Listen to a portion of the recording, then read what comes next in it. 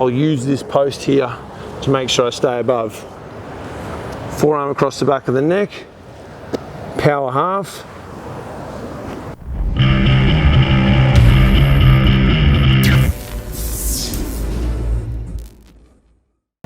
Okay guys, I'm going to show you a really simple way to take the back from a turtle position.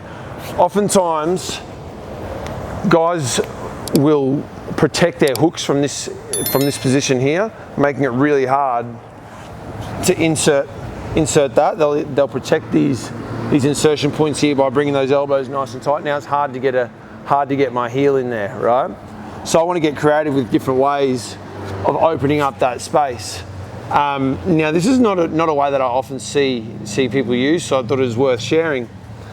This will present itself more so in MMA than Jiu-Jitsu. In Jiu-Jitsu, guys don't love doing turtle. Things are starting to change now with you know, like the new technology, especially Craig Jones, the series are coming out, which is encouraging people to go to turtle. But traditionally, Jiu-Jitsu guys don't like giving their back, so this doesn't present itself as much in Jiu-Jitsu compared to MMA. But what I'm trying to get is a cross wrist grip. So if you just come a little bit so you can see what's going on, Maxi. I'm trying to get across his body and grab the far wrist like this and pull so that he can't bring that elbow up to here to block my hook from coming in. So I'm going to pull it over. Now it's not as just simple, sometimes it is, sometimes it's as simple as I can just grab it. The opportunity presents itself and I just pull across, throw my hook in, right?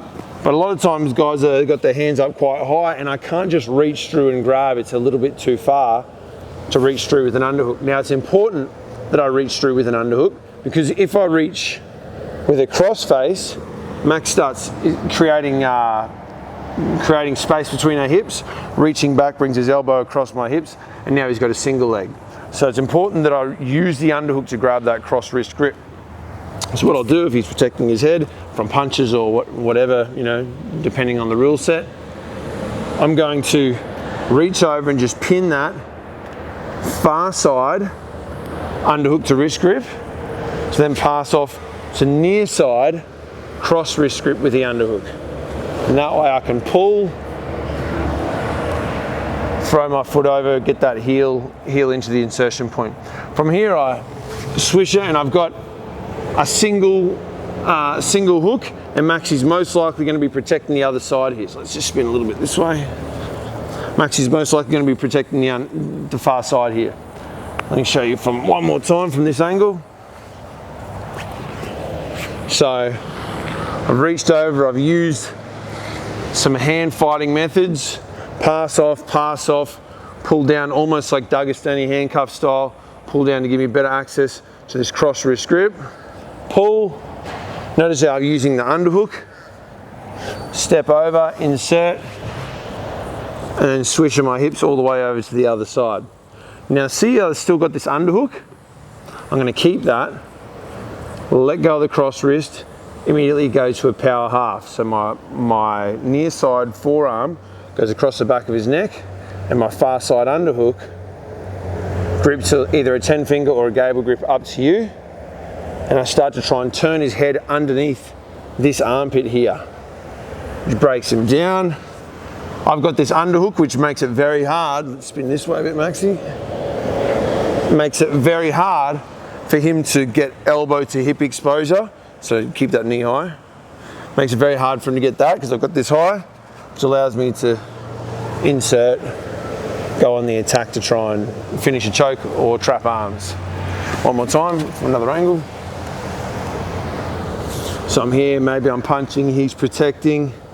See, in this instance here, he's already given me an easy cross wrist grip.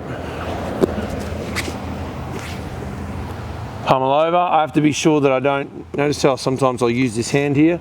I want to be sure that I don't end up here where Maxi can start forward pointing and reversing the position straight back on top, right? So if I feel myself falling over, I'll use this post here to make sure I stay above. Forearm across the back of the neck, power half. One more time, full sequence. I'm here punching, cross wrist grip, pull.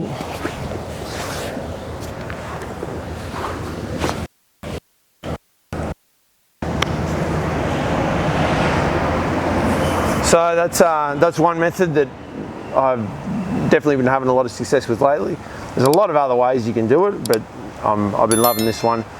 Definitely effective in mixed martial arts scenarios. So hope you enjoyed it, guys. See you in the next one.